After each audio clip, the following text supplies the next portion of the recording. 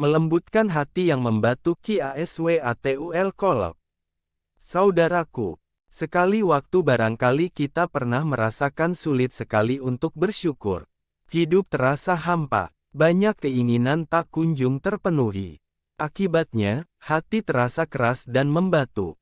Kesombongan menyelimuti kehidupan dari hari ke hari dan saat mendapat nasihat dari saudara, teman, atau ustadz sekalipun, kita merasa digurui. Ketahuilah sesungguhnya kita tengah terjangkit penyakit Qaswatul Qulub atau hati yang membatu. Semakin banyak kemaksiatan kita lakukan sesungguhnya semakin membuat hati kita mengeras dan membatu. Allah Azza wa Jalla berfirman, kemudian setelah itu hatimu menjadi keras seperti batu, bahkan lebih keras lagi. Padahal di antara batu-batu itu sungguh ada yang mengalir sungai-sungai daripadanya. Quran Surat Al-Baqarah 74. Maka, kata Ibnul Qayyim, hati seseorang yang telah kering dan membatu, ia bagaikan pohon yang meranggas dan mati. Keduanya hanya pantas dilalap api. Nauzubillah min zalik. Saudaraku, memang, ada banyak sebab kerasnya hati. Qadi Al-Fudail berkata, 3 peristiwa yang menyebabkan hati membatu, terlalu banyak makan, terlalu banyak tidur dan terlalu banyak berbicara. Bahkan, makan yang berlebihan merusak kesehatan badan. Ibnu Sina, pakar kedokteran Islam generasi awal, berkata, perhatikanlah konsumsi perutmu sebab sebagian besar penyakit bermula dari makanan yang berlebih.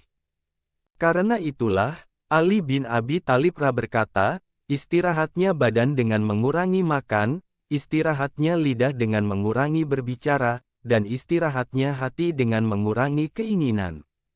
Untuk menghindari Qaswatul Qulub, Rasulullah Shallallahu Alaihi Wasallam mengajarkan kepada kita, antara lain, untuk pandai-pandai bersyukur. Saudaraku, pernahkah kita terbukti bersalah namun sukar sekali mengeluarkan minta maaf? Alasannya, orang yang dimintai maaf lebih muda dari kita, lebih miskin dari kita, atau status jabatannya lebih rendah dari kita. Jika kita pernah mengalami demikian atau menyaksikan orang yang berperilaku begitu, yang bersangkutan sesungguhnya telah mengidap penyakit Qaswatul Qulub. Penyakit ini susah disembuhkan karena yang mesti dihadapi penderitanya adalah dirinya sendiri. Egoisme, gengsi, atau perasaan paling istimewa, biasanya menjadi biang keladi mengapa hati seseorang membatu sehingga sukar dimasuki kebenaran dan kebaikan yang datang dari luar dirinya. Saudaraku, suatu hari seorang laki-laki datang mengadu kepada Rasulullah Shallallahu Alaihi Wasallam tentang hatinya yang keras Qaswatul Qulub. Rasulullah Shallallahu Alaihi Wasallam menjawab, jika kamu ingin melunakkan hatimu maka berilah makan orang miskin dan usaplah kepala anak yatim. Hadis riwayat Al-Hakim dalam Al-Mustadrak. Dalam hadits tersebut, Rasulullah Shallallahu Alaihi Wasallam menganjurkan orang yang keras hatinya untuk melatih diri berempati dengan orang-orang lemah. Empati tersebut diwujudkan salah satunya dengan memberi makan orang miskin. Makan adalah di antara kebutuhan primer, hajiyat, setiap manusia. Penghasilan orang miskin sering hanya bisa mencukupi keperluan pokok tersebut tanpa bisa menambah kebutuhan sekunder lainnya. Lebih dari miskin disebut fakir. Keduanya merupakan kelompok rentan yang sama-sama membutuhkan uluran tangan. Ibnu Rajab Al-Hanbali saat menjelaskan hadits ini mengatakan bahwa bergaul dengan orang-orang miskin dapat meningkatkan rasa ridha dan syukur seorang hamba atas nikmat yang dikaruniakan oleh Allah Azza wa Jalla.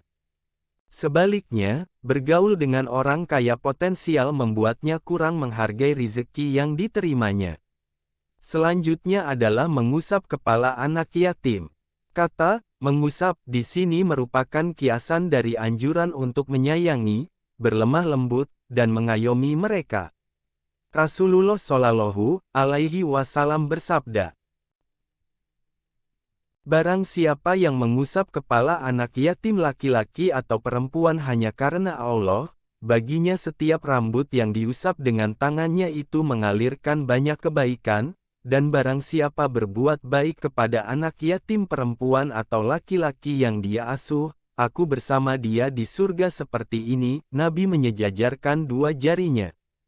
Dalam hadits itu, Allah Azza wa Jalla memberikan kebaikan kepada orang-orang yang mengusap kepala anak yatim. Jumlah rambut di hadits ini merupakan ilustrasi dari kebaikan yang tak terhitung sebagaimana tak terhitungnya jumlah rambut kepala orang. Artinya, sebanyak apa kebaikan seseorang kepada anak yatim, sebesar itu pula Allah Azza wa Jalla berikan kebaikan kepadanya. Inilah mengapa hati yang keras menjadi mudah melunak, terbuka terhadap kebenaran dan kebaikan. Sebab, Sang Penguasa hati sedang berada di pihaknya. Allah Azza wa Jalla berfirman, "Dan baginyalah keagungan di langit dan bumi, dialah yang maha perkasa lagi maha bijaksana." Quran Surat Al-Ja'siyah, 37.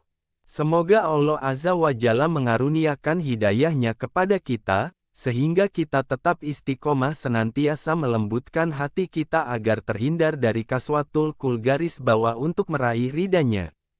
Amin ya Rabb. Wallahu alam bisawab.